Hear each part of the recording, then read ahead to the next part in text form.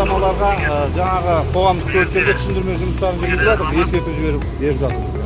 Арада қарасаңыздар 327 тоқтауға тыйым салынған белгі бар. Сол белгіден мынау осы жерде аялдама деген белгі бар. Осы белгіге дейін тоқтауға тыйым салынған белгіге байланысты қоғамдық көліктерге мынарға кептеліс болмау үшін осындай түсіндірме жұмыстарын жүргізіп жатыр. Пока бұл қаладағы қоғамдық көліктерге ескерту жасап жатырмыз.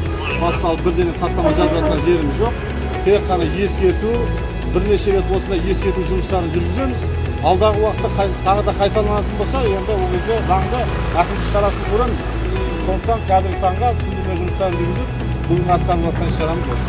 Қала көлеміндегі ең басты үлкен Тәукехан көшесі, Саттархан көшесі, Саттар Ерубаев көшесіндегі қоғамдық көліктерге осындай түсіндірме жұмыстарын жүргізіп жатыр.